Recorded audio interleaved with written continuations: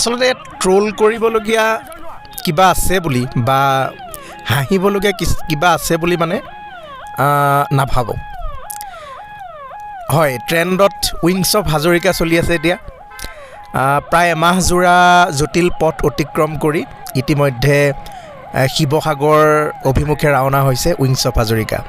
আৰু উজনি অসমত সোমোৱাৰ পিছৰে পৰা ৰাস্তাৰ দুয়োকাষে উমালভাৱে মানে ৰাইজে ভিৰ কৰিছে, ফটো উঠিছে, গোটেই ছ'চিয়েল মিডিয়া উপচাই ৰাখিছে আৰু আদৰণি জনাইছে বা এপাক চাবলৈ ৰাইজ আহি পেলাই গোটেই ৰাস্তা জাম কৰি ৰাখিছে। আৰু ইয়াকে লৈ পেলাই বহু লোকে আচলতে ফেচবুকত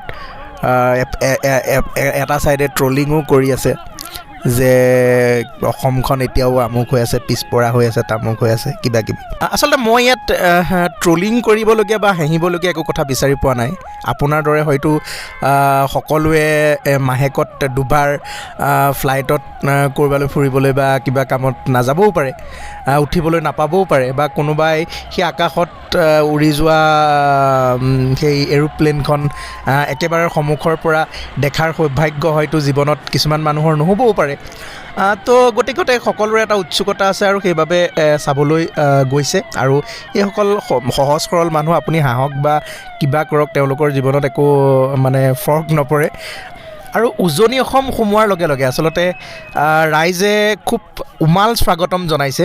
আৰু যিজন ব্যৱসায়ী উৰাজাহাজখন বা কিনি আনিছে, তেখেতেও আচলতে যথেষ্ট উৎসাহিত হৈছে। আচলতে ব্যৱসায়ীসকলে তেওঁ এটা নতুন কনচেপ্ট আচলতে অসমৰ বাবে লৈ আহিছে আৰু এটা নতুন বাট মুকলি কৰিছে।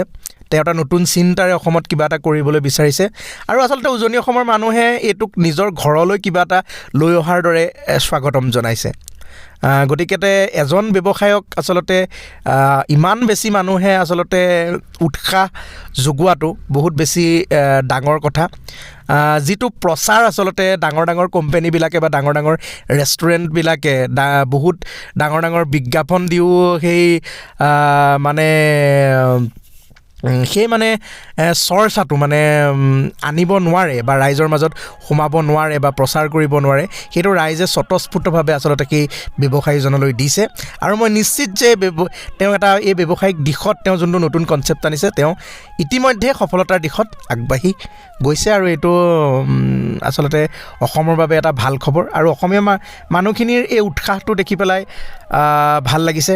বাকী আপুনি যি বুলিয়েই নাহাঁহক কিয়, দেখিবলৈ নোপোৱা বুলি হাঁহক বা ট্ৰল নকৰক বা যিকোনো আপুনি নিগেটিভ প্ৰচাৰ নচলাওক কিয়, কিন্তু সেই মানুহজনৰ আচলতে ব্যৱসায়িক ক্ষেত্ৰত যি এটা নতুন কনচেপ্ট লৈ আহিছে, তাক সঁচাকৈ আমি স্বাগতম জনাইছোঁ। আৰু বিশেষকৈ উজনি অসমৰ মানুহে খুব চেলিব্ৰেট কৰিছে এই বস্তুটো, ভাল লাগিছে। আচলতে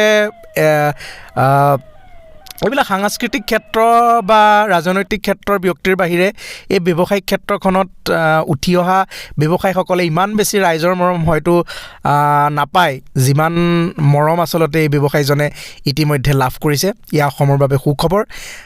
এই ভিডিঅ'টোৰ জৰিয়তে আচলতে আমি শুভেচ্ছা জনাইছোঁ, বহুত শুভকামনা জনাইছোঁ। আপুনি সঁচাকৈয়ে এটা বহুত মানে ডাঙৰ কাম বুলি কৈছোঁ, কাৰণ এটা কোটি টকাৰ প্ৰজেক্ট তেখেতে ইতিমধ্যে কৰিবলৈ লৈছে। বাকী মই নাজানো, আমি সৰু মানুহ, সেইকাৰণে আমি শুভেচ্ছা জনাইছোঁ আৰু আমিও খুব উৎসাহিত আৰু আমি উমাল স্বাগতম জনাইছোঁ তেখেতৰ এই উইংছ অফ হাজৰিকাক। গতিকতে বাকীসকলৰ কথা নাজানো, হয়তো যিসকলে কোনোবাই হয়তো তেনেকুৱা বহুত ব্যৱসায়ৰ লগত, ডাঙৰ ডাঙৰ ব্যৱসায়ৰ লগত জড়িত হ'ব পাৰে বা মাহেকত 3-4বাৰকৈ তেনেকৈ ফ্লাইটত ভিজিট কৰিব পাৰে, তেনেকৈ নাজানো আমি। কিন্তু এজন অসমীয়া হিচাপে ইমান এটা ধুনীয়া কনচেপ্ট লৈ আহিছে আৰু ৰাইজে ইমান উৎসাহ দিছে, তাৰ বাবে ব্যৱসায়ীজনক আমি ধন্যবাদ জনাইছোঁ, শুভেচ্ছা জনাইছোঁ।